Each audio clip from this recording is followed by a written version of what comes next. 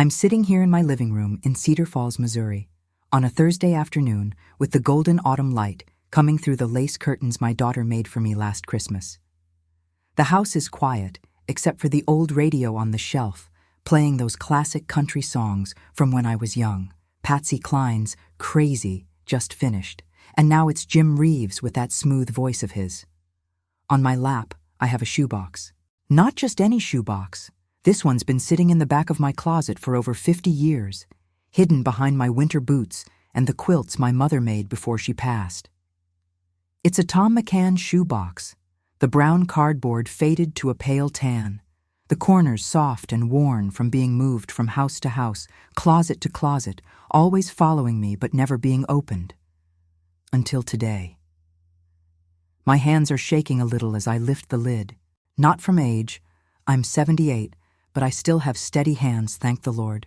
No, they're shaking because I know what's inside, and I know that once I open this box, once I start going through these memories, I'm going to have to face things I've spent a lifetime trying to forget.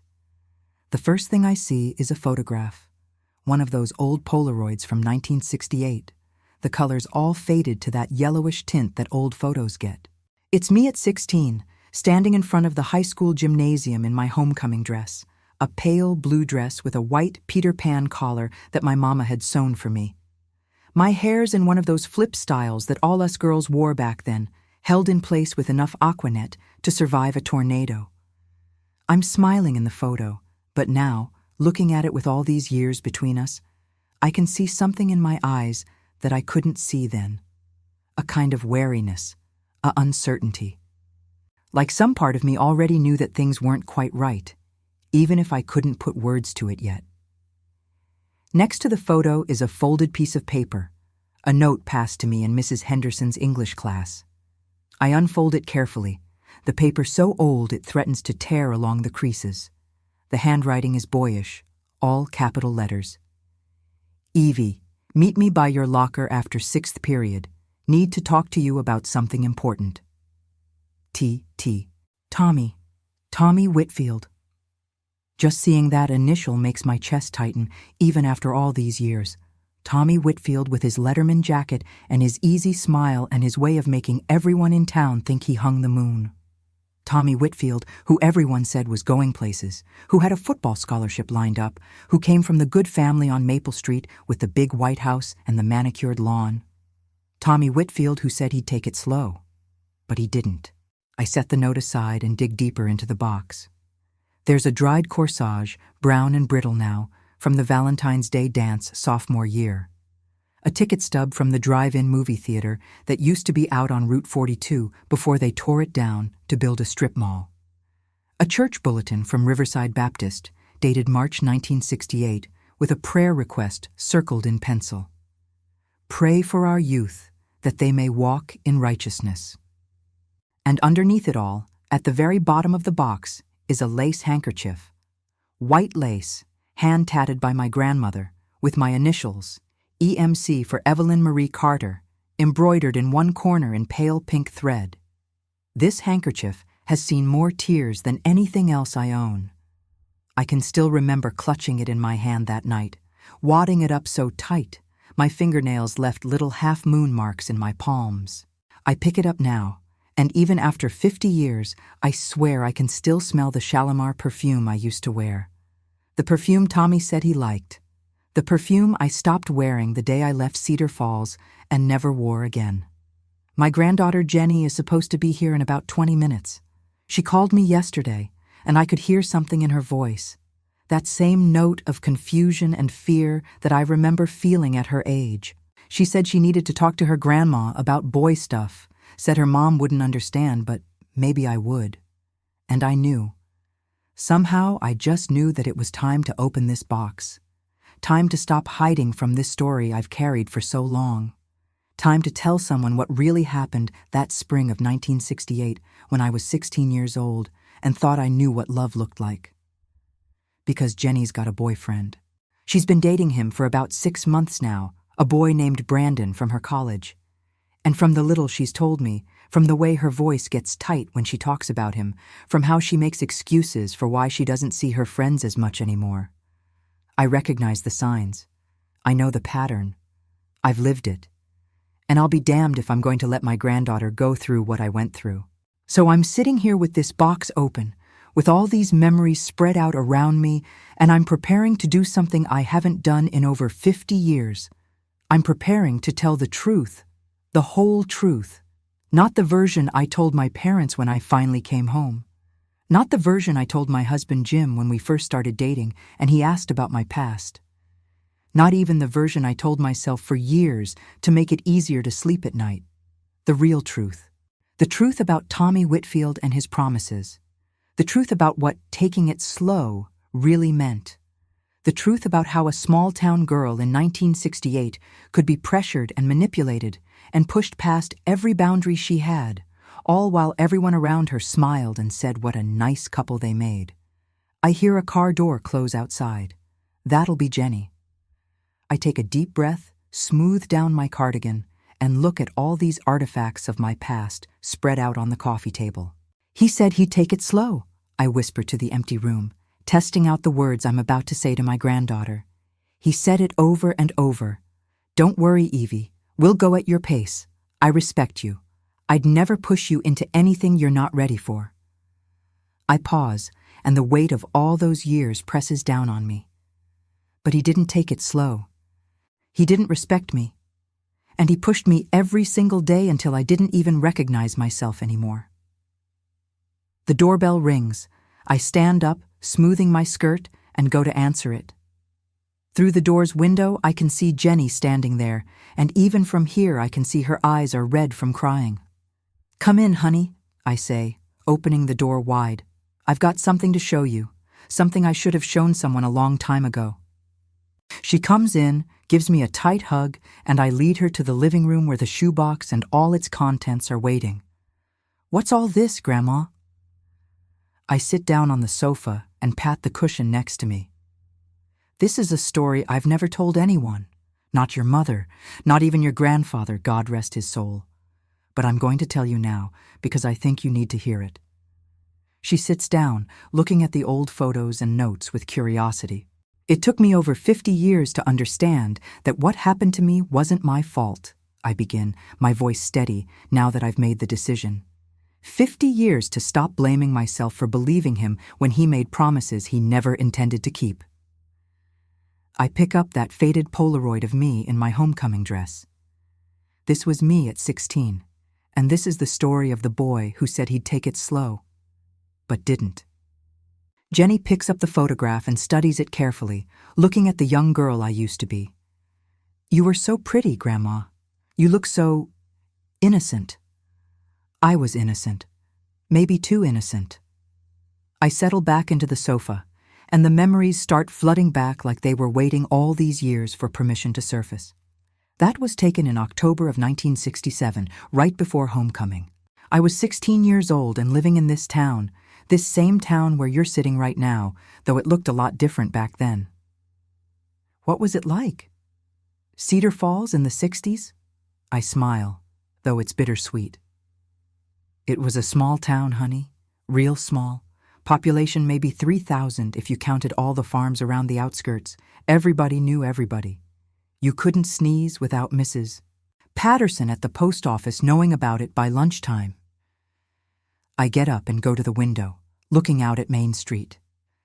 That drugstore down there, Henderson's, it's a Walgreens now, but back then it was a real old-fashioned drugstore. Had a soda fountain with those spinning stools covered in red vinyl. Us kids would go there after school, order cherry Cokes for 15 cents, and the older kids would play songs on the jukebox. Elvis, Buddy Holly, Sam Cooke. That sounds kind of nice, actually. It was, in some ways, but it was also, I search for the right word, suffocating. In a town that small, there were so many rules, so many expectations, especially for girls. I come back to the sofa and pick up another photo. This one of me with 3 other girls, all of us in matching cheerleading sweaters. These were my friends, Sally Morrison, Beth Ann Tucker, and Dorothy Klein. We did everything together, cheering at football games, going to church youth group on Wednesday nights, studying for tests at each other's houses. You were a cheerleader? For 2 years, junior and senior year. It was a big deal back then. Not every girl made the squad. Your great-grandmother sewed my uniform for me because we couldn't afford to buy one from the school. I traced the image with my finger. We practiced every day after school in the gymnasium, doing those routines over and over until our legs ached. Jenny leans in closer. What were you like back then? I was good. I laugh a little at how simple that sounds. I mean, I was a good girl. That's what everyone called girls like me. I got decent grades, mostly B's, a few A's in English because I loved to read. I sang in the church choir every Sunday at Riverside Baptist. I helped my mama with the cooking and cleaning. I never talked back, never caused trouble. That sounds exhausting. It was the only way I knew how to be, because that's how girls were raised back then. I pick up a church bulletin from the box. See, honey, in the 60s, in a small town like this, there was a very specific way a girl was supposed to act. We wore dresses that came down to our knees, no exceptions. Even on the hottest summer days, we'd be wearing stockings and girdles and slips under those dresses. Girdles? Weren't you too young for that? Age didn't matter. If you were female and over 12, you wore a girdle to keep everything smooth and proper. That's what the magazines said. I shake my head. We couldn't wear pants to school. That was against the dress code. Couldn't show our shoulders. Couldn't wear too much makeup, but we had to wear enough to look put together. It was this impossible balance of looking pretty, but not too pretty, being feminine, but not too feminine. I stand up again, too restless to sit still with these memories. And the rules weren't just about how we looked. They were about how we acted. Girls were supposed to be polite, quiet, agreeable. We said yes, sir, and yes, ma'am to every adult. We didn't interrupt when men were talking. We didn't express strong opinions about politics or world events. That was men's business. But what about women's lib? Wasn't that happening in the 60s? Sure, in the big cities, in places like New York and San Francisco. But in Cedar Falls, Missouri? I laugh bitterly. The women's liberation movement might as well have been happening on Mars. Here, we were still being taught that a woman's place was supporting her husband and raising her children. That was the dream we were supposed to have. I pick up my old yearbook from the box, flip it open to a page with photos of different clubs. Look at this. Home Economics Club, Future Homemakers of America, Junior League Auxiliary. Those were the clubs for girls. The boys had Science Club, Debate Team, Future Farmers of America, where they learned about business and agriculture. That's so sexist. It was, but we didn't call it that then. We called it the natural order of things. I sit back down, the yearbook heavy in my lap. And the worst part? We were taught to trust boys, especially boys from good families, in a way that was dangerous. What do you mean? I mean, we were taught that boys knew better than us, that they were naturally smarter, naturally stronger, naturally more capable of making decisions, that if a boy from a respectable family took an interest in you, you should feel grateful. Lucky.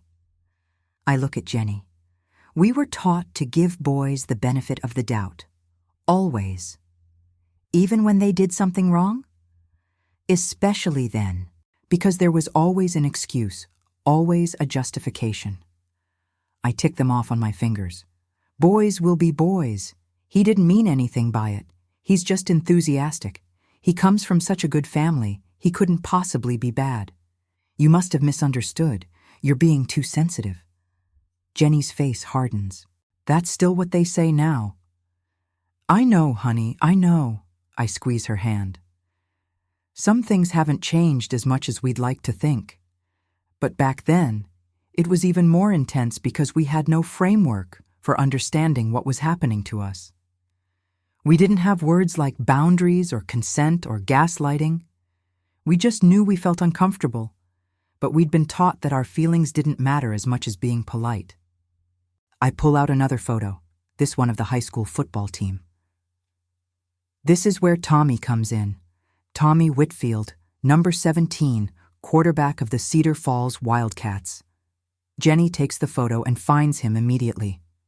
He's the one in the center, right? The one everyone's crowded around? That's him.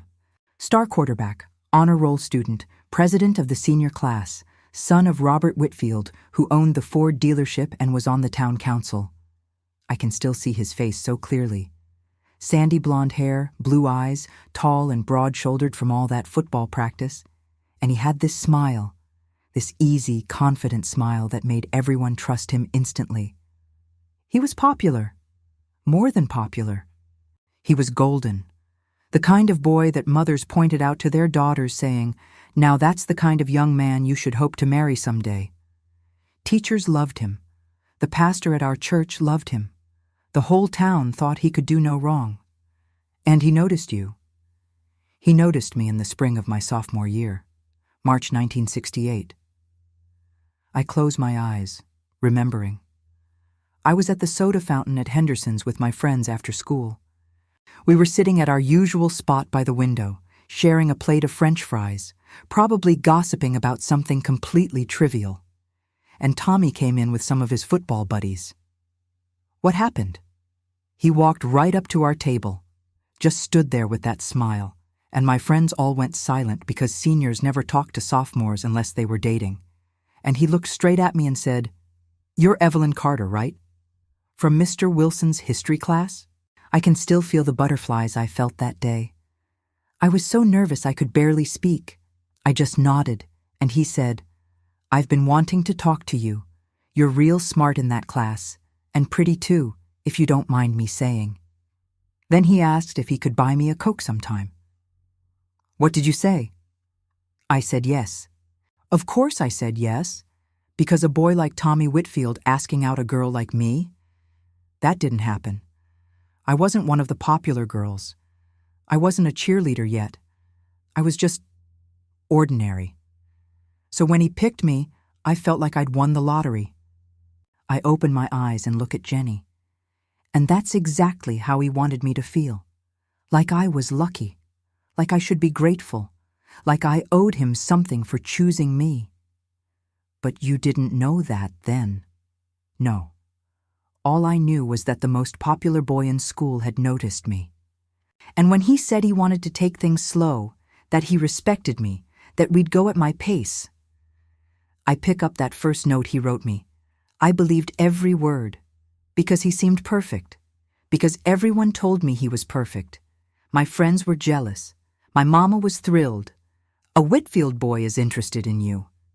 My daddy was suspicious at first, but Tommy won him over quick, showing up at our house all polite, calling him sir, asking permission for everything. I look at the shoebox full of memories. And that's how it started, with promises and politeness and everyone in town thinking we made such a nice couple, with me believing that I'd found something special, something safe. I turned to Jenny, my voice serious. But I want you to understand something important. The girl in that photo, that 16-year-old me, she wasn't stupid. She wasn't naive in a bad way. She was just a product of her time, raised in a culture that taught her to trust boys like Tommy Whitfield. And he took advantage of that. He took advantage of everything, and it happened so slowly, so carefully, that by the time I realized what was happening, I was already trapped. Jenny's looking at me with those wide eyes, waiting for me to continue. I pick up another item from the shoebox, a small pressed flower, brown and brittle now, between two pieces of wax paper. This was the first flower he ever gave me, a daisy. He picked it on our first date and said daisies reminded him of me, simple and pretty. I smile sadly. I thought that was the most romantic thing anyone had ever said to me. Where did he take you on the first date? To the drive-in movie theater out on Route 42. Back then, that's what kids did on dates. We'd go to the drive-in, usually in groups at first. Tommy picked me up in his daddy's Chevrolet Impala, light blue with white interior. He opened the car door for me, helped me in like I was something precious. I can still smell the leather seats, still feel the nervousness.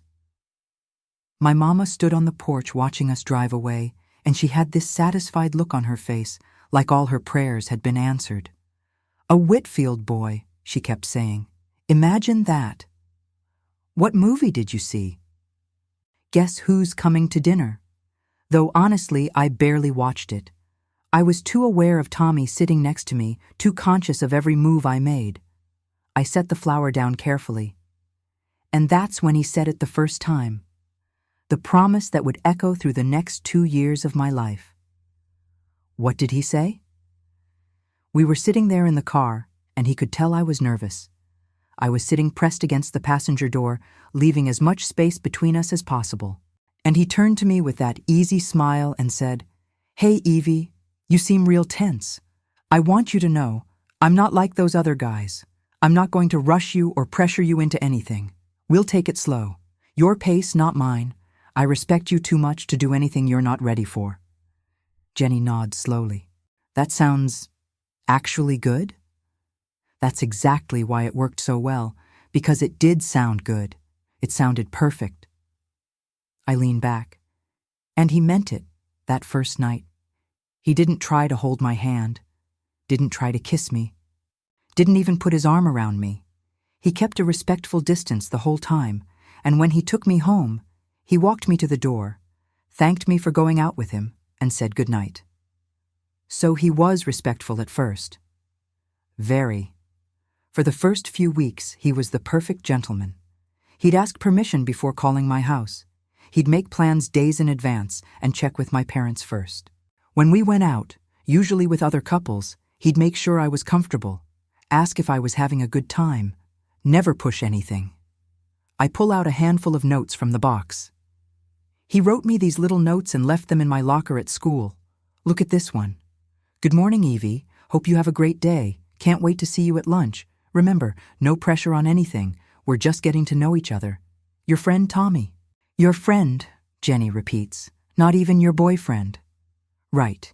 He was so careful not to assume anything, not to put a label on us until I was ready. At least that's how he made it seem. I unfold another note. And this one, from a few weeks later. "Evie, I know some of the guys are moving fast with their girls, but I want you to know I'm different. I see a future with you, and that means building something real, something that lasts. We've got all the time in the world." That actually sounds really mature. It did, and that's what made it so effective. Because look at what he was doing. He was setting himself apart from other guys, positioning himself as the good one, the safe one, the one who respected me. He was building trust. I gather the notes back together. And it worked. Within a month, I trusted him completely. When did you become official? 6 weeks after that first date. He asked me to go steady at the spring dance, got down on one knee in front of everyone in the gymnasium, held up his class ring on a chain, and asked if I'd wear it. I can still see the scene. Everyone was watching, clapping, cheering. My friends were squealing with excitement, and Tommy looked up at me with those blue eyes and said, "I'll take care of your heart, Evie. I promise." And you said yes. Of course I said yes. How could I say no with the whole school watching? And besides, I didn't want to say no. I felt like Cinderella, like the prince had chosen me out of all the other girls. I shake my head at my younger self. I wore that ring on a chain around my neck every single day, slept in it, never took it off. It felt like proof that I mattered, that I was special. I stand up and walk to the mantel where I keep family photos. Behind one of them is a tarnished chain with a class ring still attached. I bring it back to show Jenny. "You kept it all these years?" "I kept everything, even the things that hurt to remember." I hold the ring up to the light. Cedar Falls High School, 1968. See his initials engraved inside? TW. Jenny takes it carefully, examining it. It's heavy. It felt heavy then too, but I thought that weight meant something, meant commitment, meant he was serious about me. I sit back down, and everyone in town reinforced that feeling. Suddenly, I wasn't just Evelyn Carter anymore. I was Tommy Whitfield's girl. People treated me differently. Teachers were nicer to me. Girls who'd never talked to me before wanted to be my friend. Even the ladies at church would smile at me and say things like, "Such a lovely young couple," or "I bet we'll be hearing wedding bells in a few years." They were already planning your wedding? That's how it worked. In a small town in the 60s, when a good boy from a good family started dating a decent girl, people assumed it was heading toward marriage. And I started assuming it too. I pick up another photo, this one of me and Tommy at the church picnic. My mama started making comments about hope chests and teaching me her recipes for when you have your own kitchen. My daddy started talking to Tommy about his plans after high school, treating him like a future son-in-law. That's a lot of pressure. It was enormous pressure, but I didn't see it as pressure then. I saw it as destiny, I guess. Like this was what was supposed to happen, what I was supposed to want. I look at Jenny, and Tommy encouraged all of it. He'd talk about our future like it was already decided.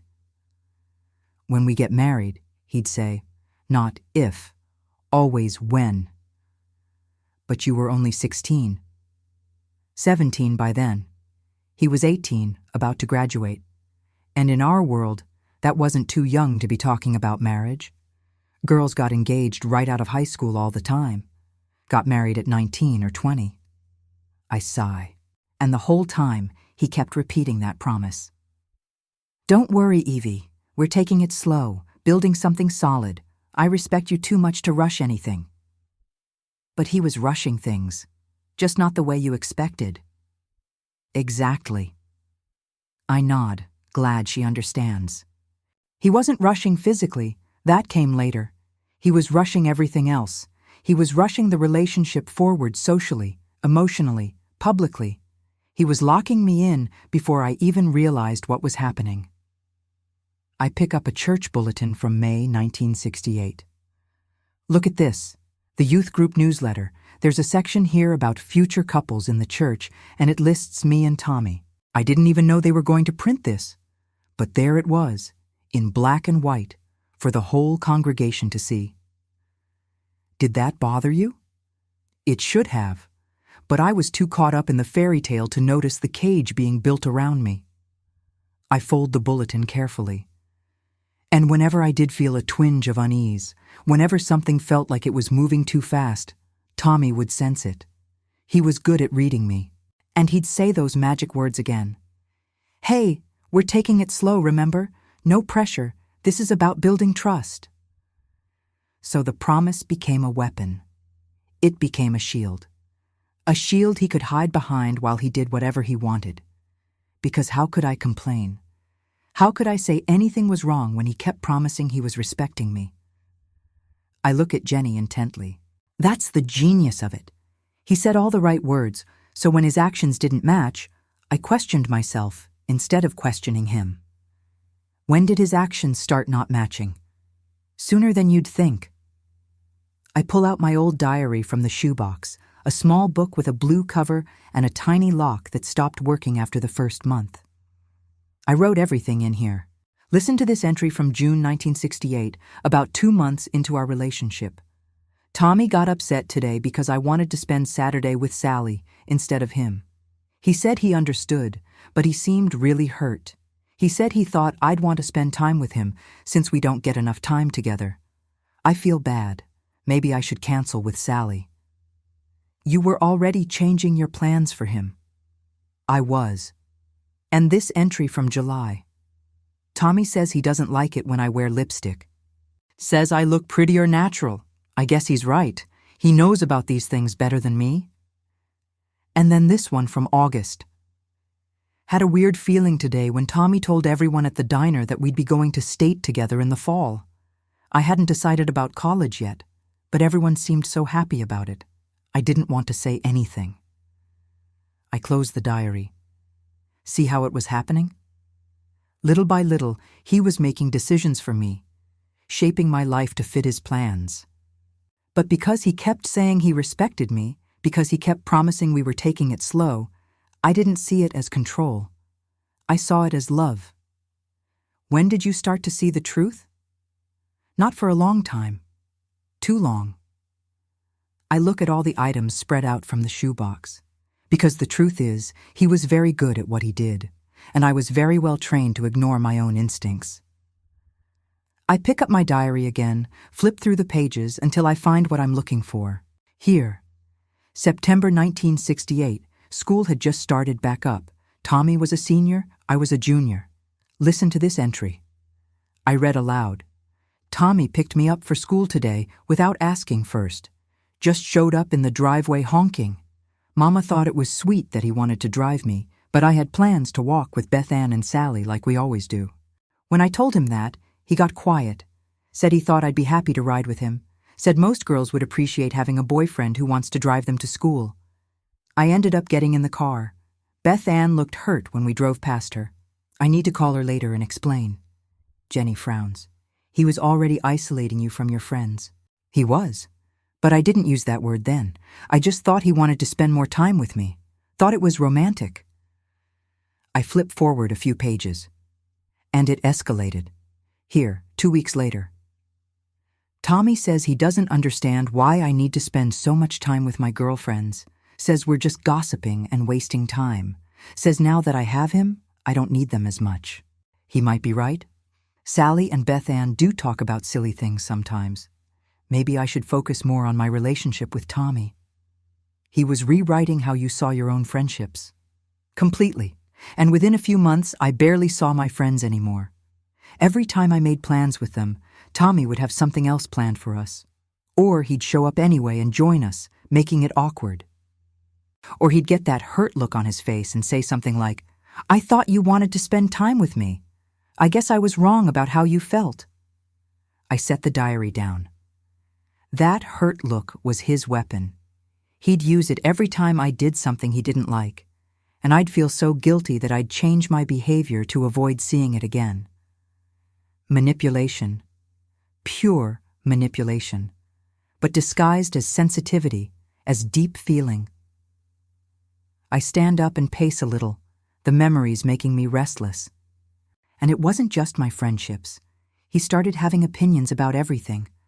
What I wore, where I went, who I talked to, what I did with my free time. Like what? Well, I'd always loved reading.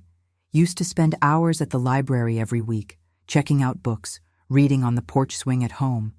Then one day, Tommy saw me reading To Kill a Mockingbird for English class and said, "You're always got your nose in a book.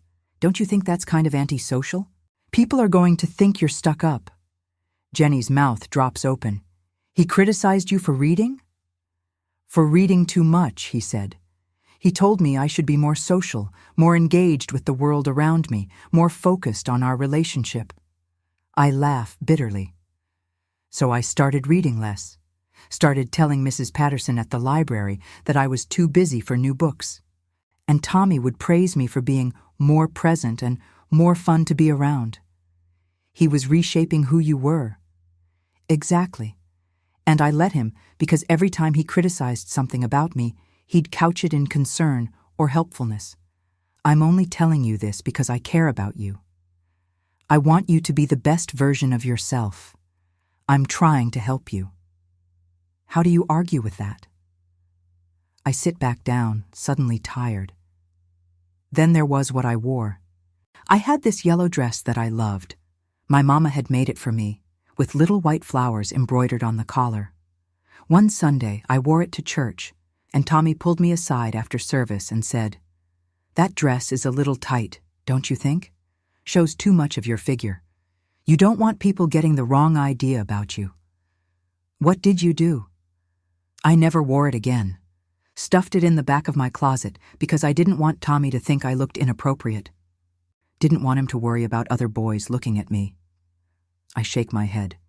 And my mama noticed, asked why I wasn't wearing the dress she'd worked so hard on. I made up some excuse about it not fitting right. Couldn't tell her the truth, that my boyfriend thought it was too revealing. Did it stop there?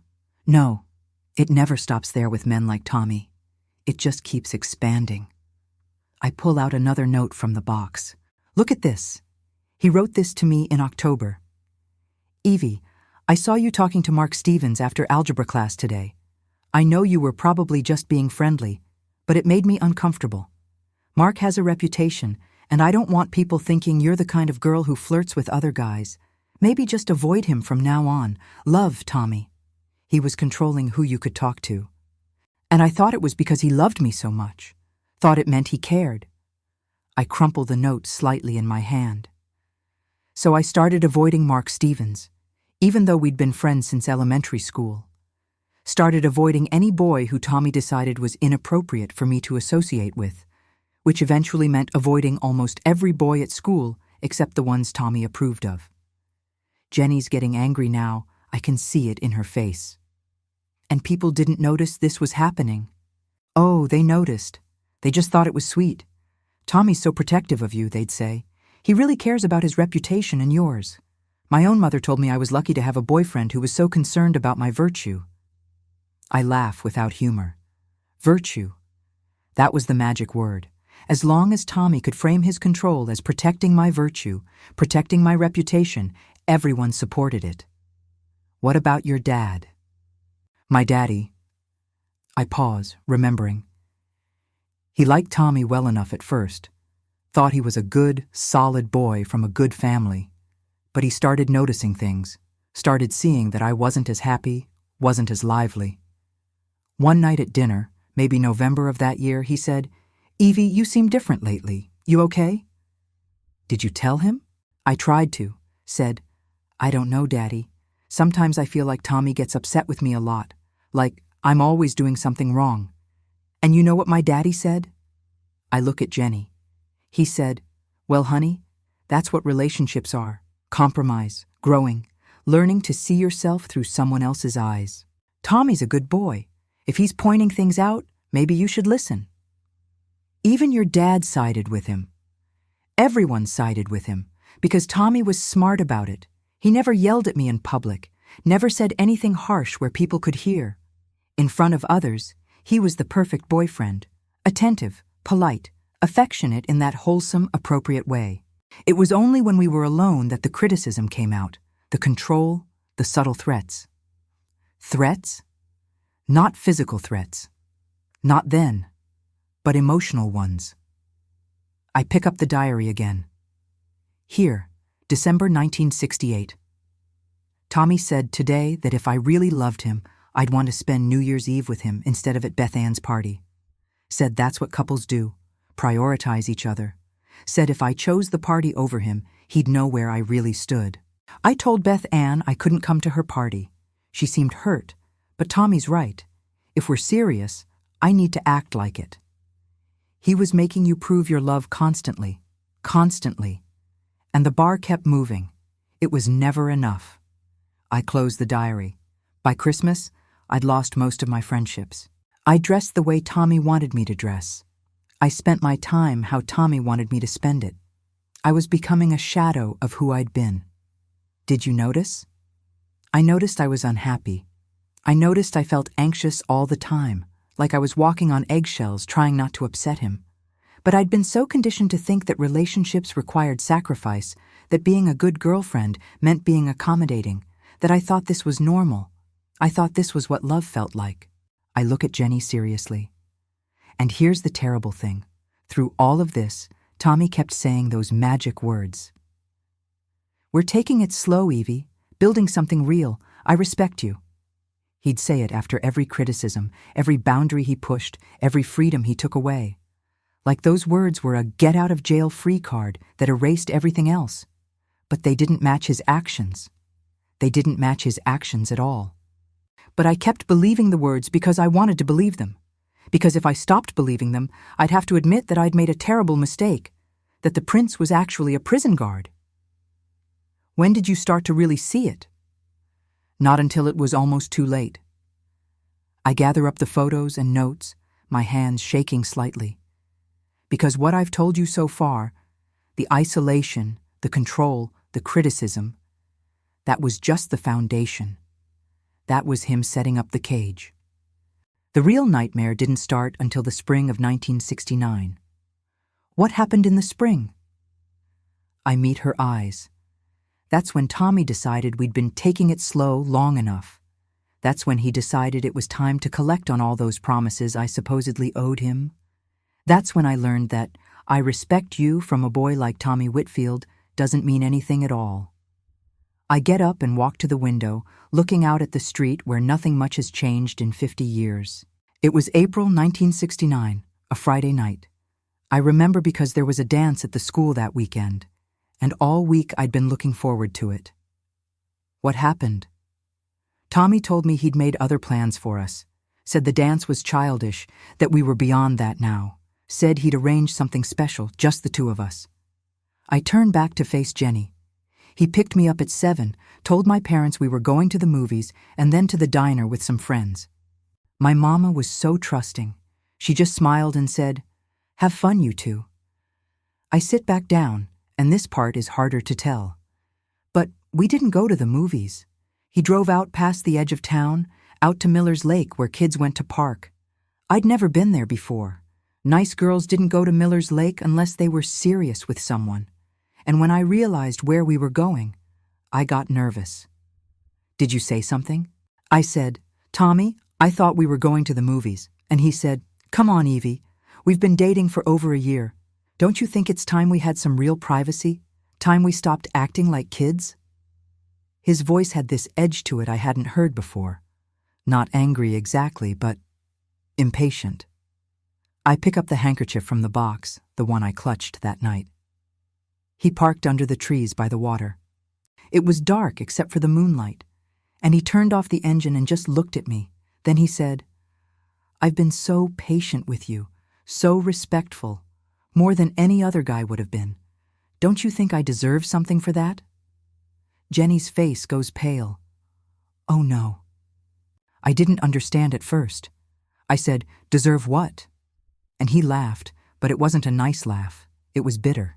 He said, "What do you think, Evie? We've been together for a year. A year. Most girls we'd be closer by now. But I respected your boundaries. I took it slow like you wanted. But there's slow and then there's ridiculous." My hands are shaking now, just like they shook that night. I said, "Tommy, I appreciate that. I do. But I'm not ready I want to wait until marriage." That's what we'd been taught, you understand? Wait until marriage. That was the rule, the expectation. And I thought Tommy understood that. But he didn't care. He said, "Marriage? Evie, we're practically engaged. Everyone knows we're getting married after I finish college. What difference does a piece of paper make?" And then he moved closer to me, put his arm around my shoulders. I tried to move toward the door, but he held me tighter, said, "Where are you going? I thought you loved me." I have to stop for a moment, compose myself. Jenny reaches over and holds my hand. I said I did love him, and he said, "Then show me. Stop being such a child. Stop acting like you're afraid of me." And I said I wasn't afraid, but I was. I was terrified because I'd never seen him like this before. The mask had slipped. "What did you do?" I tried to explain, tried to reason with him, said, "You told me we'd take it slow. You promised." And you know what he said? I look at Jenny. He said, "And we did take it slow. A year is slow. I've been patient. I've waited. I've respected you. But now it's time for you to respect me, to respect what I need." He was turning it around on you. Completely. Making it seem like I was the one breaking promises, like I was the one being disrespectful. I wiped my eyes. And then he started kissing me. Not gentle like he usually did, but hard, demanding. His hands were everywhere, pulling at my clothes. I kept saying no, kept pushing him away, but he was so much stronger than me. Jenny's crying now too. "Grandma." He didn't go all the way, but only because I fought hard enough that he got frustrated. He pulled back finally and said, "What's wrong with you? You act like I'm some kind of monster. I'm your boyfriend. This is what people in love do." And I was crying by then, my dress torn at the collar, my lipstick smeared. I felt dirty, ashamed, like I'd done something wrong. But you hadn't. I know that now. But then, I thought maybe he was right. Maybe I was being a child. Maybe I was being unfair to him. I shake my head. He drove me home in silence. Before I got out of the car, he grabbed my arm, not hard enough to bruise, but firm enough to make me look at him, and he said, "Don't tell anyone about this. They won't understand. They'll think you led me on. And you did, you know. A year of dating and nothing? What did you expect?" He threatened you. He didn't have to threaten explicitly. I knew what he meant. If I told anyone, he'd make it my fault. He'd tell everyone I'd been leading him on, that I was a tease, that I'd wanted it, but then changed my mind. And in 1969, in Cedar Falls, Missouri, people would believe him. They'd believe the star quarterback from the good family over some girl who'd gotten herself into trouble. I stand up, needing to move. I went inside that night and my mama was still up, reading her Bible in the living room. She looked up and said, "How was the movie?" And I said, "Fine." She looked at me closer and said, "Your collar's torn, honey. What happened?" And I made up some lie about catching it on the car door. You couldn't tell her. How could I? If I told her what Tommy had done, I'd have to admit I'd gone to Miller's Lake with him. I'd have to admit what had happened there. And even though I'd said no, even though I'd fought him off, I knew there'd be questions. What were you wearing? Why did you go there with him? Didn't you know what boys expect when you go to a place like that? I sit back down heavily. So I kept quiet. Went to my room, scrubbed myself in the bathroom until my skin was raw, and cried into my pillow so no one would hear. And the next day, Tommy called like nothing had happened. Said, "Hey, Evie, about last night, I'm sorry I got frustrated, but you understand, right? I love you so much. Sometimes it's hard to control myself. That's how much you affect me." He apologized but made it about you. Made it seem like his behavior was my fault. Like I was so irresistible that I made him lose control. I pull out another diary entry. I wrote this the next day. Tommy apologized for getting upset. He says it's because he loves me so much. Maybe I was being unfair. Maybe I need to think about what he needs too. I don't want to be selfish. I don't want to lose him. Jenny shakes her head in disbelief. You were blaming yourself. Completely. And it got worse. Because after that night, Tommy felt like he had permission. Like he'd crossed a line and gotten away with it, so he could keep crossing lines. I flipped through the diary. Every time we were alone after that, he'd push a little further. And every time I resisted, he'd use the same tactics. I've been so patient. If you really loved me, what did you expect? This is normal for couples our age. And he kept saying he was taking it slow. Always. That phrase became meaningless, but he kept using it like a shield.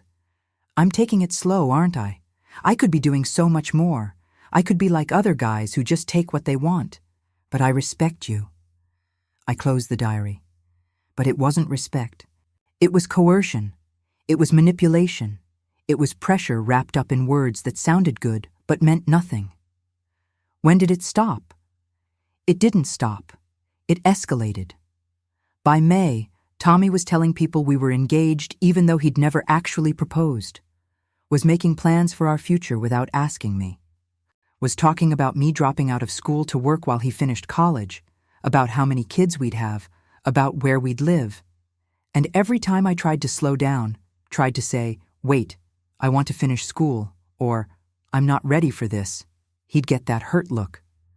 I meet Jenny's eyes. And then he'd say, "After everything I've done for you, after how patient I've been, after how much I've respected you, this is how you repay me. By backing out now?" Like I owed him my entire future because he'd been patient for a year. He wasn't taking it slow. He was running right over everything you wanted. That's exactly right. He said he'd take it slow, but what he really meant was, I'll take it at whatever pace I decide, and I'll keep telling you it's slow to keep you compliant. The promise was a lie from the beginning. Or maybe it was true for the first month, and then he decided he'd been patient long enough, and the promise didn't matter anymore. How did you get away from him? I almost didn't. I pick up the handkerchief again, this time holding it tight. Because by that point, everyone in town saw us as a done deal. Our families were making wedding plans. The church ladies were talking about bridal showers. I felt trapped in a future I'd never actually chosen, but couldn't figure out how to escape. But you did escape. Eventually. but it took something drastic to make me see that staying was worse than leaving. The Sunday after that night at Miller's Lake, I sat in church next to Tommy like nothing had happened, I say, staring at an old church bulletin from the shoebox. He held my hand during the service, put his arm around me during the hymns, and everyone smiled at us like we were the perfect young couple. I wanted to scream. "Did anyone notice you weren't okay?" My mama noticed I was quiet. After church, while we were having Sunday dinner, she said, "Evie, you've barely touched your pot roast. You feeling all right?" And I almost told her. The words were right there in my throat. I swallow hard at the memory. But then my daddy said, "She's probably just lovesick. That's what happens when girls get serious about a boy." And everyone laughed. Jenny shakes her head. They couldn't see it. Or they didn't want to see it, because Tommy Whitfield, being a good boy, was more comfortable than the alternative. I pick up another item from the box, a newspaper clipping. Look at this. Local section of the Cedar Falls Gazette from May 1969. Local couple, featured Thomas Whitfield Jr. and Miss Evelyn Carter, both students at Cedar Falls High School, have announced their intention to marry following Mr. Whitfield's graduation from State University. The couple has been courting for over a year and are well known in the community for their Christian values and commitment to family. They announced your engagement without asking you? Tommy's mother submitted it to the paper. I found out when Mrs. Henderson at the drugstore congratulated me during my shift there. She said, "I saw the announcement in the paper. How exciting." And I just stood there with a frozen smile, saying thank you, while inside I was dying. I set the clipping down. When I confronted Tommy about it later, he said, "Well, we are getting married, aren't we? Everyone knows it. Why not make it official?" And when I said I thought he should have asked me first, he said, "I did ask you. Remember at Miller's Lake? I told you we were practically engaged. You didn't say no." Because saying no wasn't safe. Exactly, but he twisted it to make it seem like I'd agreed. I stand and pace again, the memories making me agitated. And then the whole town got involved. The church ladies started planning a bridal shower. Tommy's mother kept calling my mama to discuss wedding details. Mrs. Patterson at the library asked if I'd registered anywhere for gifts yet. I felt like I was in a runaway train and couldn't figure out how to jump off. "Did you try to talk to your friends?" I tried to talk to Beth Ann.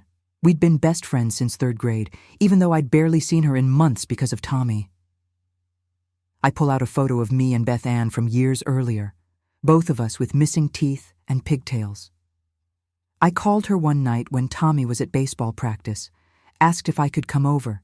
She sounded surprised but said yes. "What did you tell her?" I said, "Beth Ann, I don't think I want to marry Tommy. I don't think I even want to be with him anymore.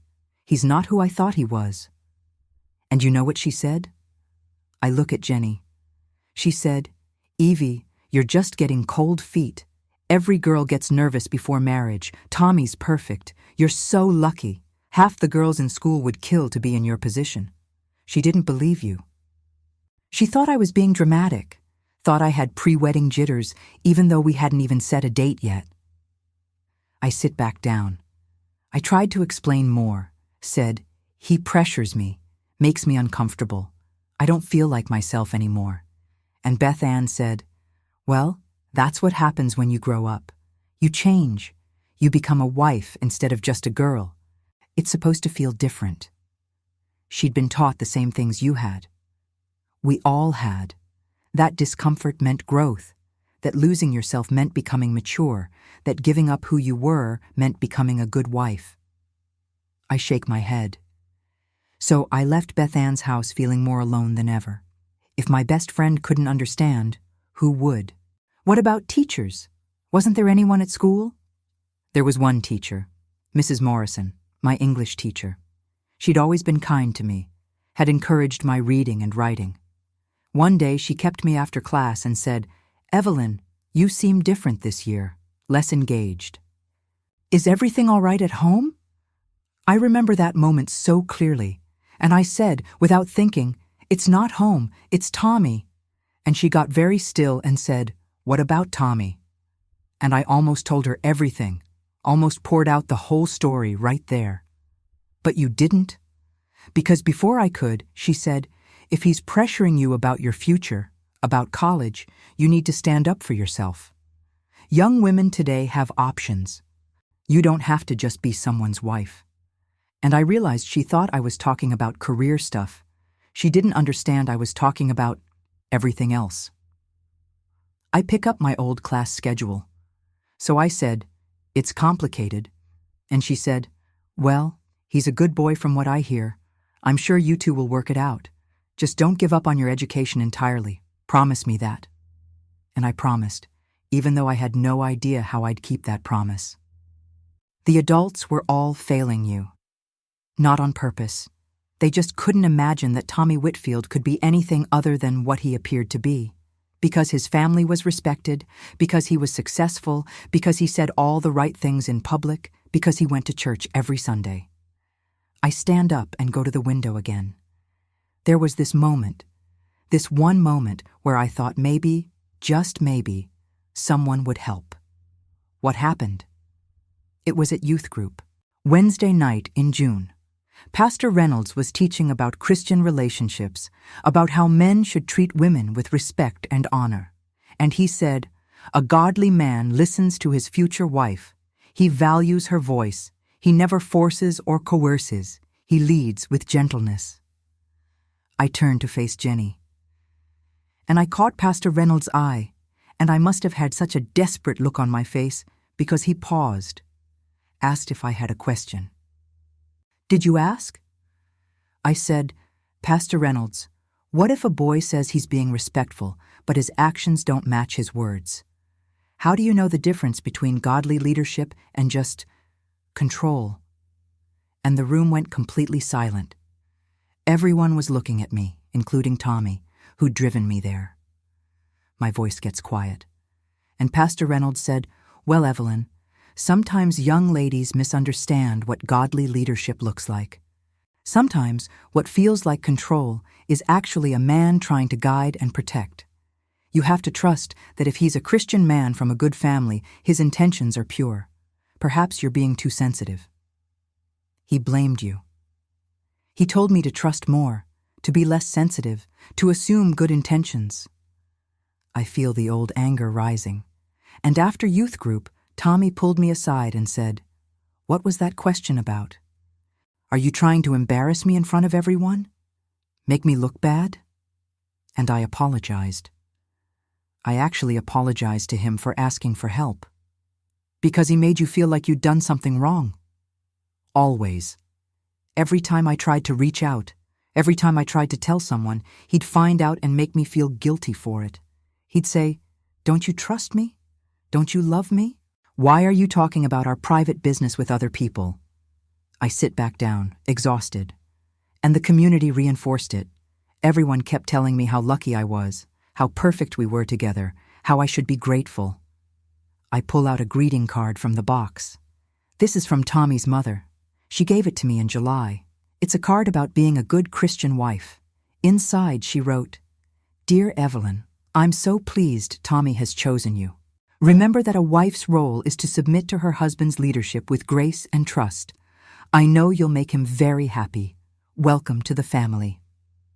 "Submit with grace and trust," Jenny repeats with disgust. That was the message everywhere. At church, from my parents, from Tommy's parents, from the ladies in town. Submit, trust. Don't question. Be grateful. Make him happy. I look at the card. And if you weren't happy, if you were scared, if you felt trapped, well, that was your problem. You were being difficult, immature, ungrateful. Did your mother did she suspect? She noticed I'd lost weight, noticed I wasn't sleeping well. But when she asked, I'd make excuses. And she'd say things like, "Well, planning a future is stressful, but you'll settle into it." That's what I did with your father. The first year of marriage is always hard, but you learn. I look at Jenny. She was preparing me to endure, not encouraging me to escape. "What about your dad?" "My daddy," I sigh. One night in August, Tommy had come over for dinner and left early, said he had to help his father with something. After he left, my daddy said, "Evie, that boy treating you right?" And my heart jumped because I thought maybe, finally, someone was seeing it. "What did you say?" I said, "Daddy, sometimes I feel like he doesn't listen to me, like what I want doesn't matter." And my daddy was quiet for a minute. Then he said, "Well, baby girl, that's what it means to be in a relationship with a strong man.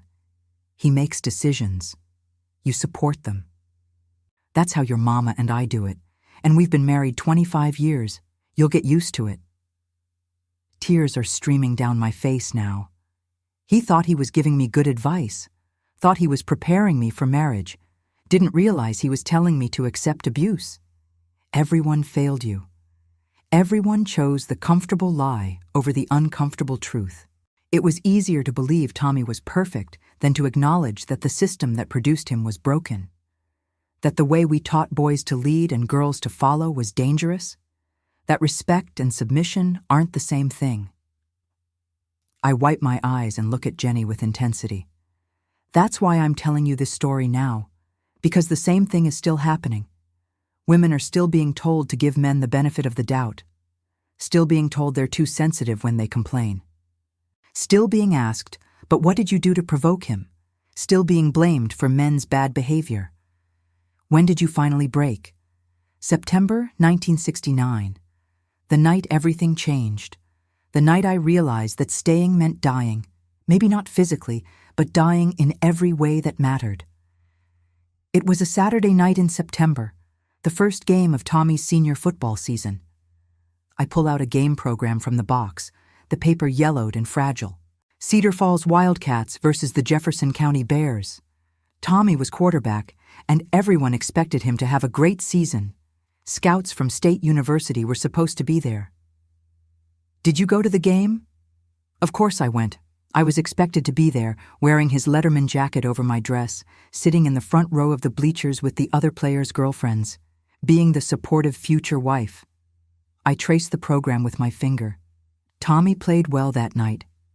3 touchdowns. The crowd went wild. After the game, everyone was celebrating, planning to go to the diner downtown like we always did after wins. But something happened. Tommy found me after the game, still in his uniform, sweaty and pumped up from the win. He said, "Change of plans. Skip the diner. I want to celebrate with just you." And I said I thought we were going with everyone else. He got that look, that irritated look I'd learned to fear. Said, "Evie, I just won us the game. Can't you do this one thing for me?" I stand up, too agitated to sit. So I told my friends I wasn't feeling well, made excuses, and got in Tommy's car. But instead of taking me home like he'd told my parents he would, he drove out to his family's hunting cabin about 15 miles outside town. Oh no. I said, "Tommy, where are we going?" And he said, "Somewhere private. Somewhere we can finally stop pretending." And my stomach dropped because I knew what he meant. I wrapped my arms around myself. I said, "I want to go home. Take me home." And he said, "We'll go home later. First we're going to talk." But he didn't want to talk. No. When we got to the cabin, it was clear he'd planned this. There were blankets laid out, candles, a bottle of something his daddy kept in the liquor cabinet. He'd prepared a whole seduction scene. I closed my eyes, and I said, "Tommy, I'm not comfortable with this. Please take me home." And he exploded. Jenny's hands are clenched into fists. He yelled, really yelled, for the first time, said, "Not comfortable? Not comfortable? I've been nothing but patient with you for 18 months. 18 months of taking it slow, of respecting your boundaries, of being the perfect gentleman while you act like a scared little girl. When is it enough, Evie? When do I get something back for all that patience?" He felt entitled, completely entitled, like my body was payment owed for his good behavior, like respect was a transaction and I'd racked up a debt. I opened my eyes, looking at Jenny. I tried to reason with him, said, "We can wait until marriage. That's what we're supposed to do. That's what the church says." And he laughed. actually laughed, said, "The church. You think anyone actually waits anymore? You think your precious church ladies don't know what really goes on? They just pretend to be shocked. Everyone knows engaged couples do this." "What did you do?" I tried to leave, tried to walk out of the cabin, but he grabbed my arm, hard this time, hard enough to bruise, pulled me back inside and said, "You're not leaving until we settle this. Until you stop acting like I'm some kind of monster for wanting what every other guy gets from his girlfriend." I sit back down, my legs weak. And then he started listing everything. Everything he'd done for me, everything he'd sacrificed, everything he'd put up with. He said, "I drive you everywhere. I take you to nice places. I buy you things. I defend you when guys say things about you. I chose you when I could have had anyone. And this is how you repay me? By acting like I'm attacking you when I try to get close to my own future wife?" He was keeping score. Of everything. Every ride in his car. Every hamburger at the diner. Every compliment in front of his friends. It had all been currency, and now he wanted to cash in. I pick up the handkerchief again. And then he said something that made my blood run cold. He said, "If you walk out of here tonight, everyone's going to know. I'll tell them you've been leading me on for a year and a half. I'll tell them what really happens when we're alone, that you're not the innocent little church girl everyone thinks you are." He threatened to lie about you. He threatened to destroy my reputation. And in 1969 in Cedar Falls, a girl's reputation was everything. If Tommy told people I'd been inappropriate with him, no one would question it. They'd assume I was easy, loose, a bad girl pretending to be good. My family would be humiliated. The church would judge me. I'd be ruined. "What did you say?" I said, "That's a lie. You know that's a lie." And he smiled, this cold smile that made him look like a stranger, said, "Doesn't matter if it's true. People will believe me. I'm Tommy Whitfield. You're nobody. Who do you think they'll side with?" I have to stop for a moment, the memory overwhelming. And he was right. I knew he was right. He had all the power, the social power, the family power, the gender power, and I had nothing. "But you didn't give in." I almost did. I was so scared, so trapped, that I almost just gave up. Let him do whatever he wanted because fighting seemed impossible. I look at Jenny. But then something happened. Something clicked in my brain. And I realized that if I gave in now, it would never stop. He'd own me completely. For the rest of my life, I'd be his property, doing whatever he demanded, living in fear of his threats. "So what did you do?" I said something I'd never said to him before. I looked him in the eye and said, "No. My answer is no. And if you don't take me home right now, I'll walk home. I'll walk 15 miles in the dark, and when I get there, I'll tell everyone exactly what you tried to do." You called his bluff. I didn't think I was bluffing. I meant it. I was prepared to walk 15 miles down a dark country road rather than stay in that cabin with him one more minute. I stand up again, and he saw it in my face, saw that I was serious, and he got so angry, angrier than I'd ever seen anyone. Started yelling, calling me names I'd never heard him use before, frigid, tease, prude, said I'd wasted his time, that he should have dumped me months ago, that I was lucky anyone wanted me at all. "How did you get home?" He drove me, but not before telling me exactly what was going to happen. He said, "This is over. We're done. And everyone's going to know it's your fault. I'm going to tell them you had a breakdown, that you couldn't handle the pressure of being with someone like me, that you're unstable. And they'll believe it because you've been acting weird for months. Everyone's noticed." I sit back down heavily. And on the drive back, he kept talking, kept threatening. Said his mother would tell the church ladies what really happened. Said his friends would spread rumors. Said my family would be so embarrassed they'd wish I'd never been born. By the time he dropped me off at home, I was shaking so hard I could barely walk. "Did you tell your parents?" I went inside and my parents were in the living room watching television. My mama looked up and said, "You're home early. Where's Tommy?" And I said, "We broke up." Just like that. We broke up. What did they say? My daddy turned off the TV. Mama stood up, looking worried. She said, "What do you mean you broke up? What happened?"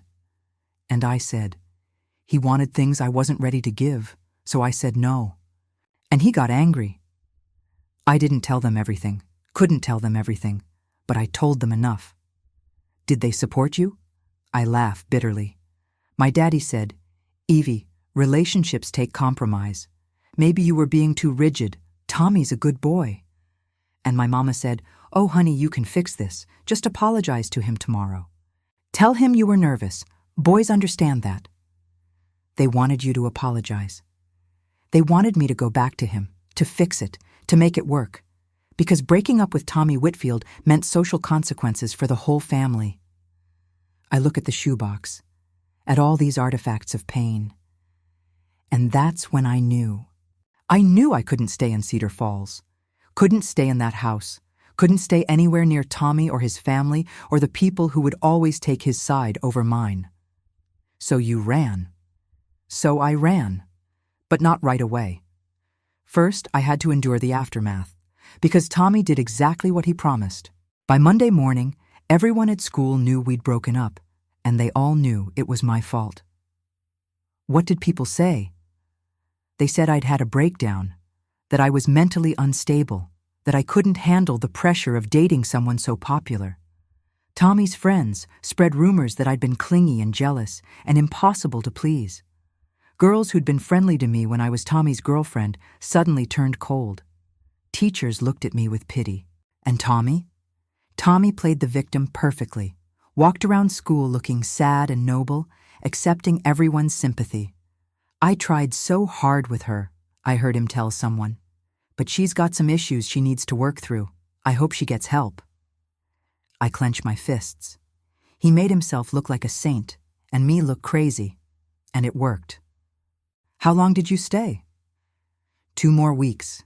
2 weeks of hell, of being whispered about, of being ostracized, of watching Tommy start flirting with other girls while I was labeled the unstable ex-girlfriend. I pick up the handkerchief one more time. And then, on a Sunday night after everyone had gone to bed, I packed a small bag, just like I told you before. 1 dress, 1 pair of shoes, my diary, and a photograph of my mama from before she got hard. And you left. And I left. Climbed out my bedroom window, walked to the bus station, and bought a ticket to Nashville with the money I'd been saving from my job at the drugstore. Left a note on my pillow that said, "I'm sorry. I can't stay.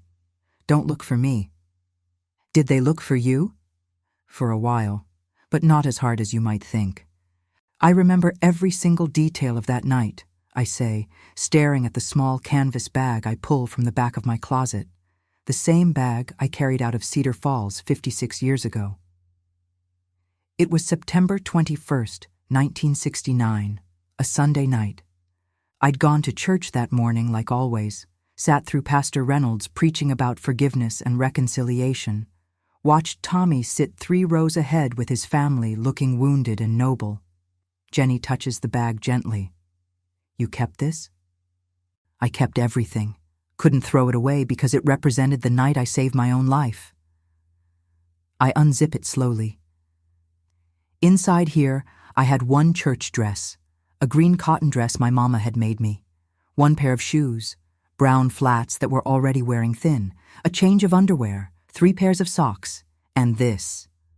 I pull out a small notebook with a blue cover, water-stained and worn. My diary. I couldn't leave it behind because it had the truth in it. Everything I'd been too afraid to say out loud was written in here. I was terrified Tommy or his family would find it if I left it in my room.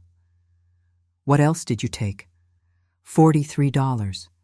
That's all I had saved from 6 months working at Henderson's drugstore on Saturdays. $3 an hour, and I'd managed to save $43. I shake my head. I also took this. I pull out a photograph, the edges soft from handling. It's my mama, young, maybe 25, standing in a field of wildflowers with a genuine smile on her face. This was taken before she had kids, before life got hard, before she learned to accept things she shouldn't have accepted. I took it to remember that she used to be different, used to be happy. What time did you leave? Around 2 a.m. I'd waited until I heard my daddy's snoring, heard the house settle into that deep quiet that only comes in the middle of the night. I closed my eyes, remembering. I'd left a note on my pillow. It said, "Mama and Daddy, I'm sorry, but I can't stay. Tommy isn't who you think he is, and this town isn't safe for me anymore. Don't try to find me. I'll be okay. I love you, Evie." Were you scared? Terrified. I'd never been anywhere alone. Never been outside Cedar Falls except for one trip to St. Louis when I was 12. But I knew staying was worse than leaving. I opened my eyes. I climbed out my bedroom window, the same window I used to sit by and dream about my future. Dropped down onto the roof of the back porch, then climbed down the trellis my daddy had built for Mama's climbing roses. Did anyone see you? The whole town was asleep. Cedar Falls rolls up the sidewalks at 9 o'clock on weeknights, 8 on Sundays. The streets were empty except for a few dogs barking in the distance. I can still feel the fear. I walked through town carrying that bag, jumping at every sound, sure someone would spot me and drag me back. Where was the bus station? Downtown, next to the post office, about a mile from my house. I walked fast, kept to the shadows, avoided the streetlights. I pick up an old bus ticket I've kept all these years. The station was just a small building with a ticket window and a few benches. And thank God, there was a bus leaving at 3:15 in the morning, headed to Nashville with stops in several towns along the way. Who sold you the ticket? An old man named Mr. Jessup. He was the night clerk, usually spent his shift reading Western paperbacks and drinking coffee from a thermos. I smiled slightly. He looked at me, 16 years old, alone, carrying a small bag at 2:30 in the morning, and he knew I was running from something. What did he say? He said, "One way or round trip?" And I said, "One way." He nodded, didn't ask questions. Then he said, "That'll be $8 to Nashville." I gave him the money with shaking hands, and he gave me the ticket and said very quietly, "You got somebody waiting for you in Nashville?" And I lied, said yes. But you didn't. I didn't know a single soul in Nashville. I'd picked it because it was far enough away, but not so far that I couldn't afford the ticket. And because it was a city, big enough to disappear into, big enough that Tommy Whitfield couldn't find me even if he tried. I hold the ticket up. Mr. Jessup looked at me for a long moment, then said, "Good luck, young lady. Whatever you're running from, I hope you make it." Did anyone else come to the station? Not until right before the bus arrived. Then an older woman came in, carrying a suitcase, looking tired. She sat on the bench across from me and smiled. Said, "Traveling alone, dear?" And I nodded. She said, "Me too, visiting my sister in Chattanooga." And we sat in companionable silence until the bus pulled up. I stand and walk to the window. When I saw that Greyhound bus pull into the station, I felt this mix of terror and relief. Terror because I was really doing this, really leaving everything I'd ever known.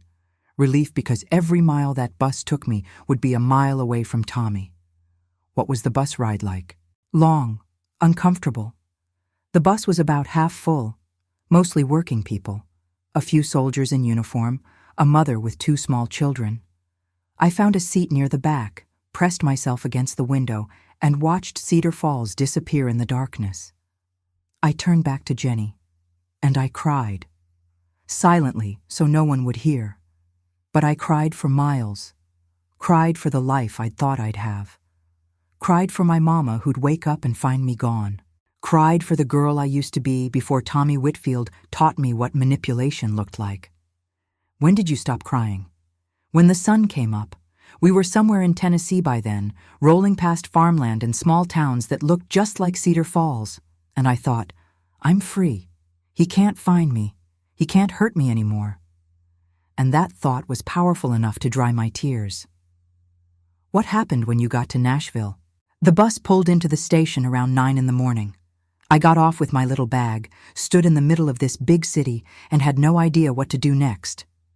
I sit back down. Nashville in 1969 was booming. Country music everywhere, tourists, buildings going up.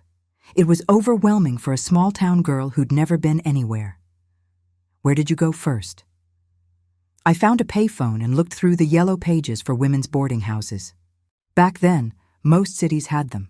Respectable places where young women could rent a room by the week. Found one called the Magnolia House, got the address, asked someone for directions. I pull out a faded business card from the shoebox. Mrs. Velma Pritchard ran the Magnolia House. It was an old Victorian home converted into rooms for working girls. When I knocked on the door that morning, she took one look at me and knew exactly what I was, a runaway with no place to go. Did she turn you away? She should have. I was clearly underage, clearly running from something. But she didn't. I smile at the memory. She said, "How old are you, child?" And I lied, said I was 18. She didn't believe me, I could tell. But she said, "You got money for the first week?" And I said yes. She said, "Then come on in.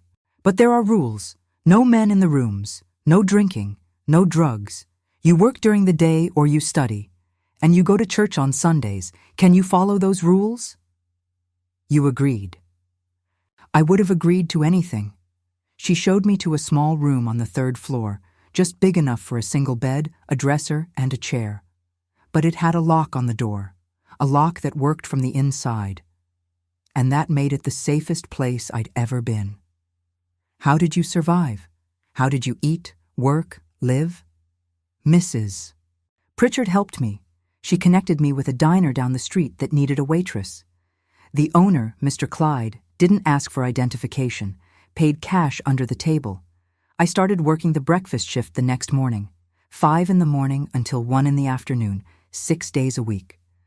I pull out a grease-stained order pad from the box. This was mine. I carried it in my apron pocket for 3 years. Look at these old orders: eggs over easy, bacon crispy, white toast.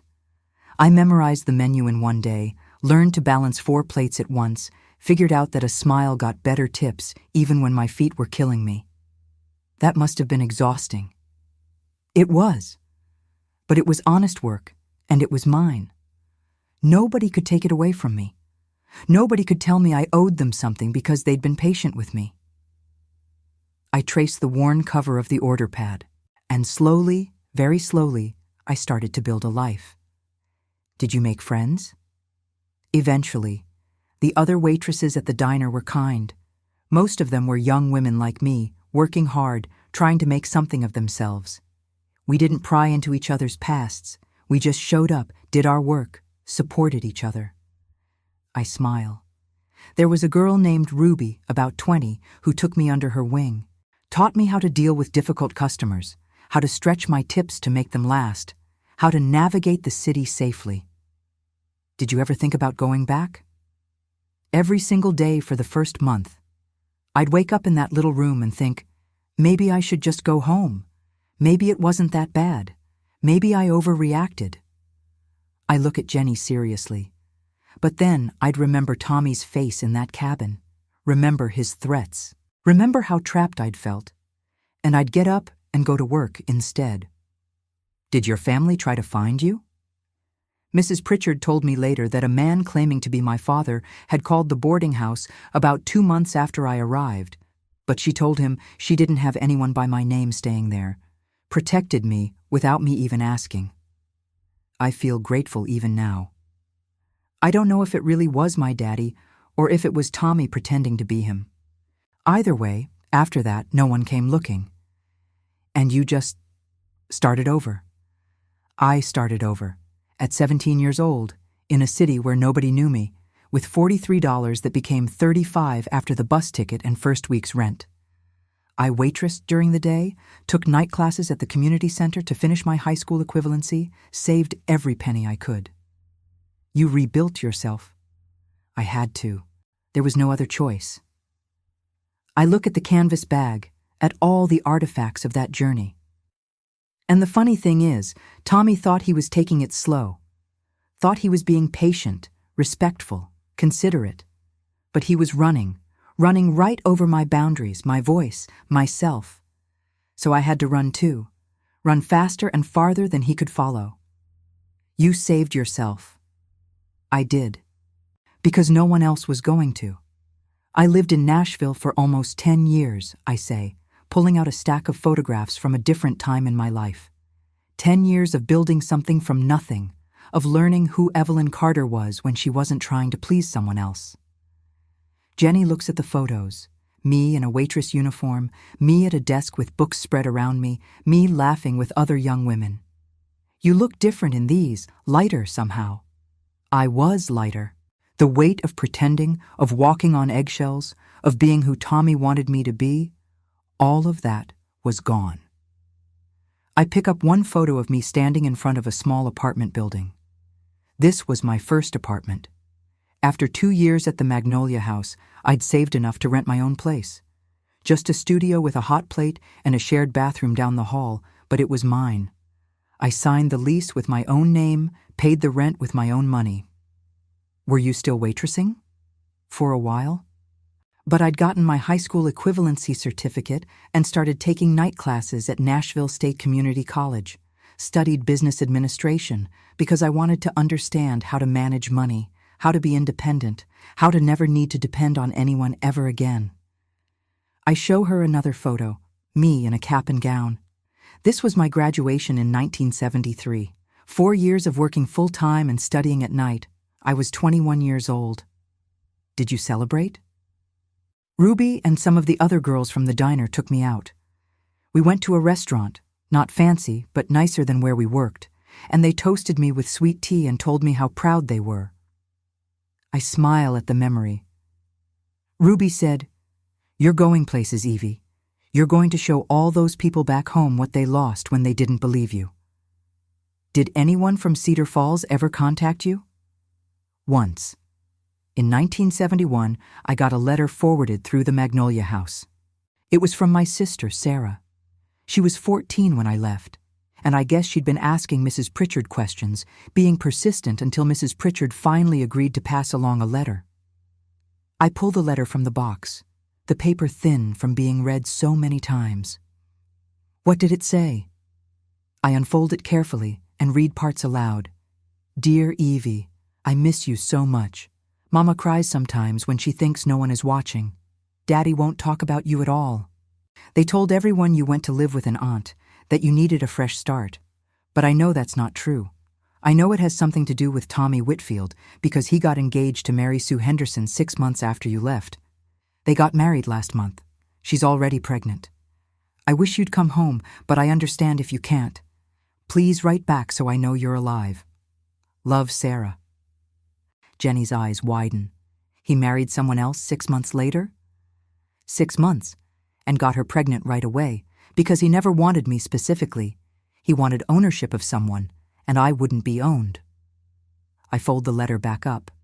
I wrote Sarah back, told her I was safe, working, going to school, asked her not to tell Mama and Daddy where I was. She kept writing me for years after that. That's how I learned that Tommy and Mary Sue's marriage was troubled, that he was controlling, that she looked thin and tired all the time. Did Mary Sue ever leave him? Eventually, yes. But not until after they had 3 kids and she'd endured 15 years of what I escaped from. By the time she finally divorced him in the mid-'80s, she was a shell of who she'd been. I shake my head. And the town blamed her, of course, said she wasn't submissive enough, said she'd broken a sacred vow, never once questioned what Tommy had done to drive her away. That's infuriating. It is. But by then, I was long gone and building a life he couldn't touch. I pick up another photo, this one of me standing in an office. In 1974, I got hired as a secretary at an insurance company. It was my first real job, salary, benefits, respect. I wore professional clothes, worked regular hours, saved money in a bank account with just my name on it. You were doing well. I was surviving, and slowly I was starting to thrive. I show her more photos. I made friends, real friends who knew my story and didn't judge me. Women who'd also escaped bad situations, who understood what it meant to start over with nothing. Did you date anyone? Not for years. The thought of letting a man close to me again was terrifying. I'd go out with the girls, and if a man tried to talk to me, I'd freeze up. Ruby used to joke that I had a force field around me that repelled men. I smile sadly. But she understood. She'd escaped a bad marriage herself. When did that change? In 1977. I was 25 years old, working at the insurance company, living in a better apartment, finally feeling like I had solid ground under my feet. I pull out a photo of a kind-faced man with glasses and a gentle smile. This is James, Jim. He was a claims adjuster at the insurance company, quiet, steady, patient. How did you meet? We worked on the same floor. He'd come by my desk sometimes with paperwork, and he'd always say please and thank you. Always asked how my day was going and actually listened to the answer. Never pushy, never inappropriate. I touched the photo gently. After about 6 months of these small interactions, he left a note on my desk. It said, "Miss Carter, I'd like to take you to dinner sometime if you'd be interested. No pressure if you're not. Jim." What did you do? I panicked. Threw the note in the trash, avoided him for a week. I laugh at myself. But then he left another note. This one said, "I'm sorry if my invitation made you uncomfortable. That wasn't my intention. I hope we can still be friendly colleagues. Jim." He backed off. Completely.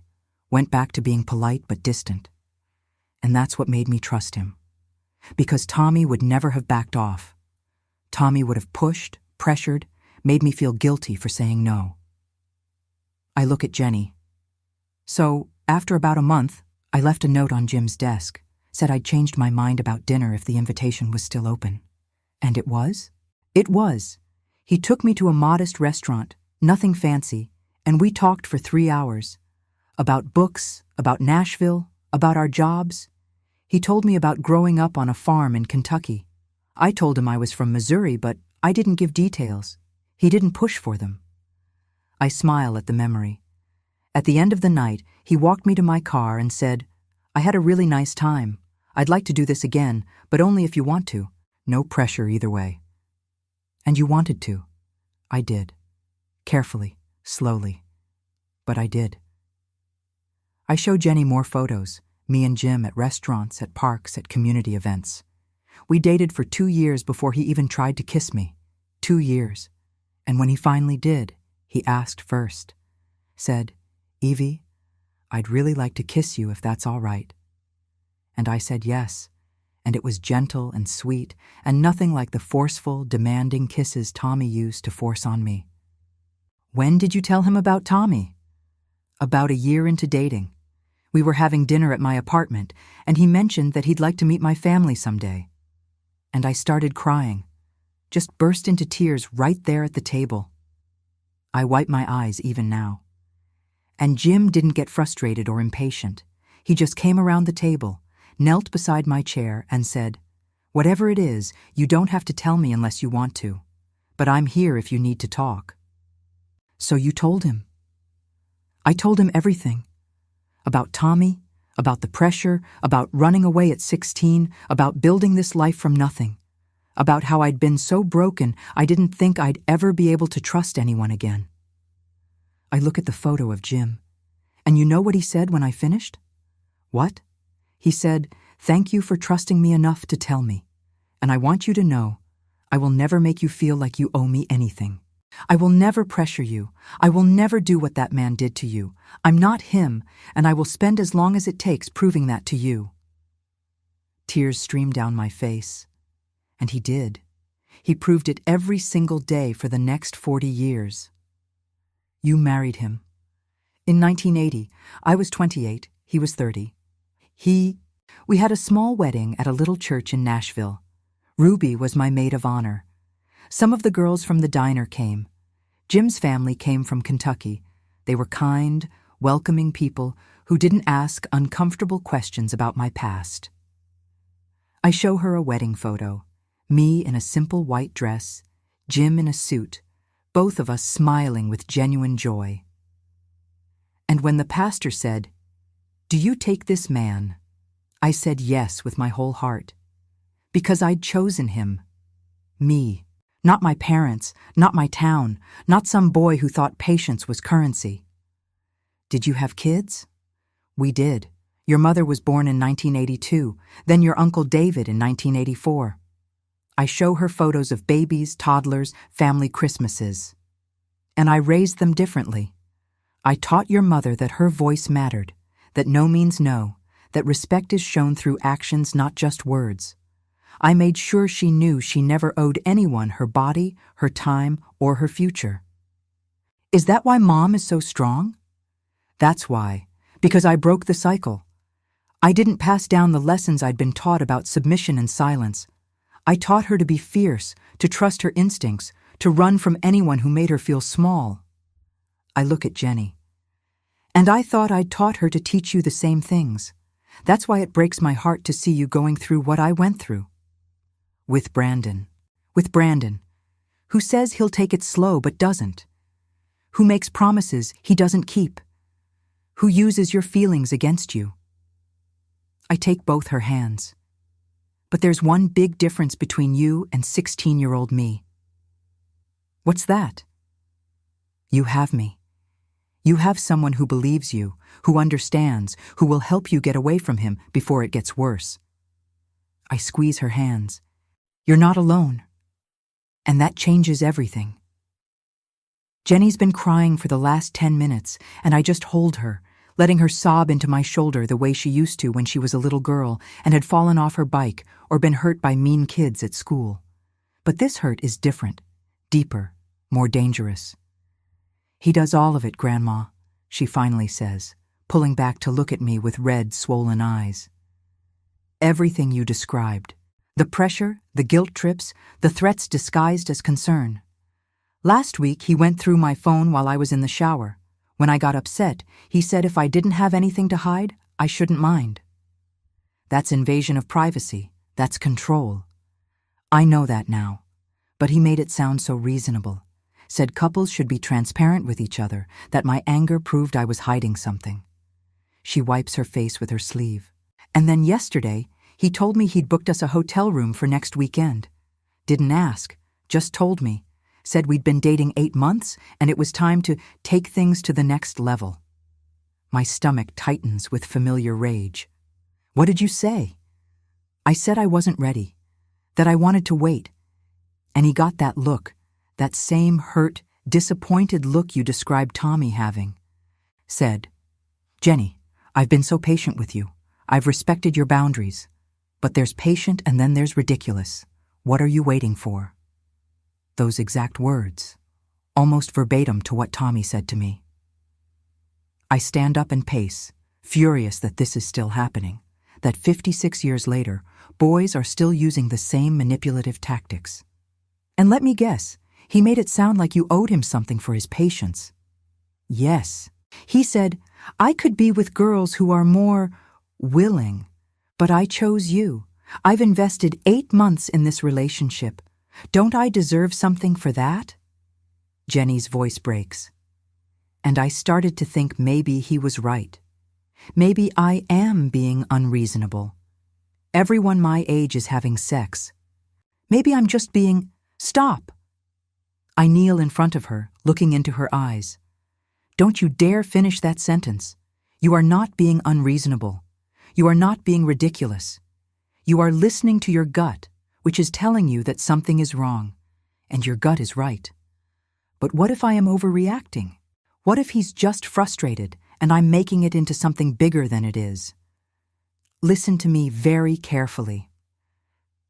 I take her face in my hands. When someone really respects you, really cares about you, they don't get frustrated when you say no. They don't keep score of how long they've waited. They don't make you feel guilty for having boundaries. Jim waited 2 years to kiss me. 2 years and never once complained. Never once made me feel like I owed him something for his patience.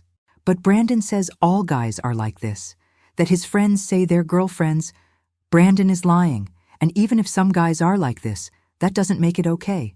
That doesn't mean you have to accept it. I sit back down beside her. You know what the biggest difference between you and me is? What? You recognized it after 8 months. It took me over a year, and by then I was so deep in his manipulation that I couldn't see a way out without running away from everything. I pick up the shoebox, hold it between us. But you have options I didn't have. You're in college, living in a dorm, financially independent through your scholarships and part-time job. You're not trapped in a small town where everyone sides with him. You can walk away. I don't know if I can. Every time I think about breaking up with him, I get so anxious. What if he's right about me? What if no one else wants to deal with my issues? What if... Those are his words in your head, not yours. I open the shoebox and show her everything. The photos, the notes, the diary entries, the bus ticket. This is what happens when you ignore that voice inside that's screaming something is wrong. This is what happens when you let someone convince you that your feelings don't matter. I ran away at 16 with $43 and never saw my family again. My mother died in 1989, and I didn't even know until Sarah called me 3 days after the funeral. Jenny gasps. You never told me that. Because it was too painful, too shameful. I'd spent 20 years away, building a life, raising your mother, and I never went home. Never reconciled with my parents. My daddy died in 1995, and by then Sarah couldn't even find me because I'd moved here to Cedar Falls. Yes, back to this town, after Jim retired. I wipe my eyes. I came back because I needed to prove to myself that I'd survived, that Tommy Whitfield hadn't broken me, that I could walk these streets without fear.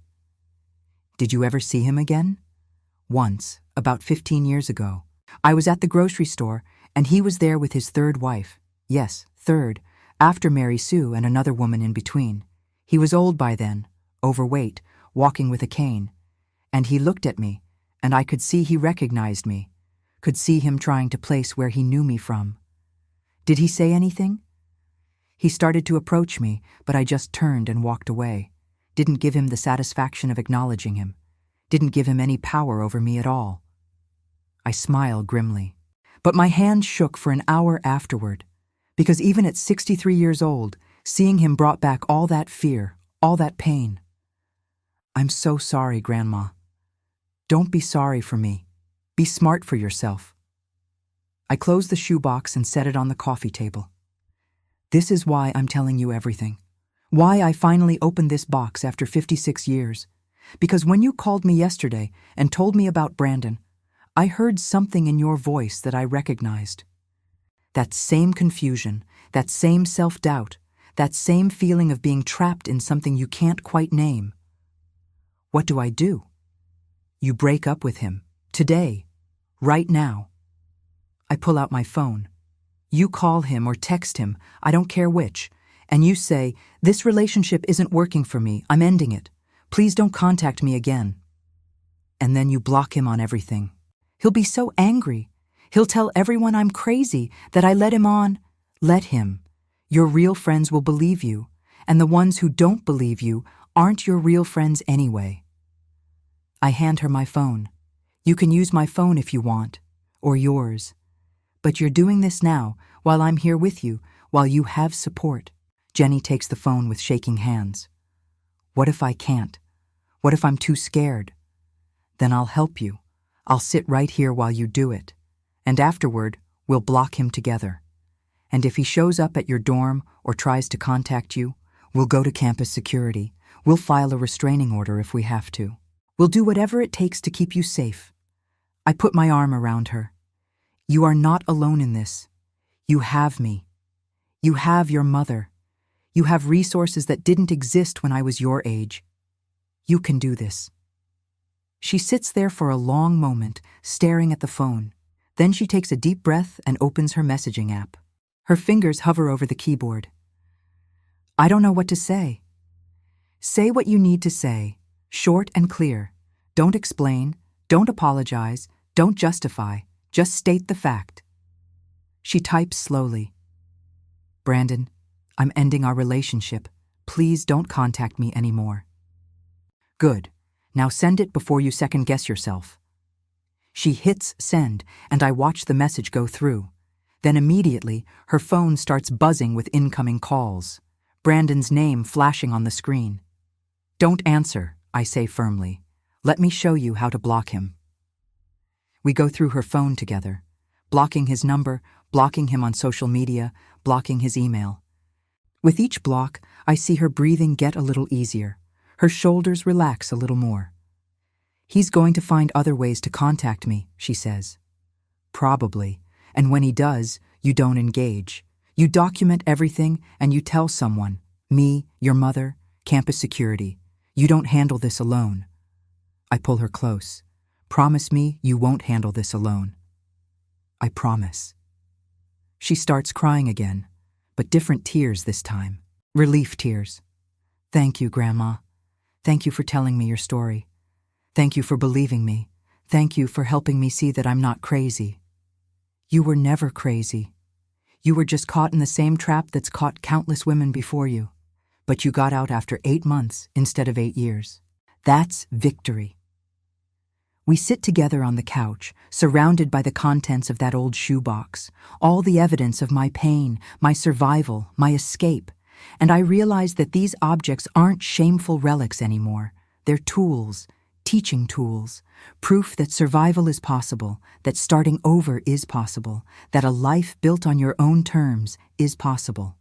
What will you do with all this now? Jenny asks, gesturing to the photos and letters. Keep it visible, right here on this shelf. I pick up the shoebox, hold it for a moment, then place it on the bookshelf where anyone can see it. I hid it for 56 years because I was ashamed, but I'm not ashamed anymore. I'm proud. Proud that I survived. Proud that I built a good life. Proud that my story might help you and other young women who need to hear it. You should write it down. Share it more widely. Maybe I will. Maybe that's what these old bones are meant to do in whatever time I have left. Tell the truth about what "I'll take it slow" really meant when boys like Tommy Whitfield said it. I look at her seriously. But what matters most right now is that you're safe, that you're free, that you didn't let Brandon take from you what Tommy almost took from me.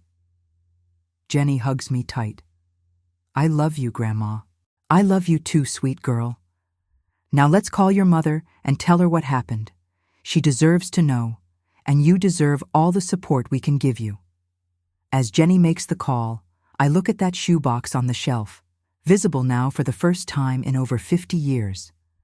And I think about that terrified 16-year-old girl who climbed out her bedroom window with $43 and a dream of freedom. She made it. We made it. And now, maybe, her story can help others make it too. He said he'd take it slow, but he didn't. And I survived anyway, and so will you.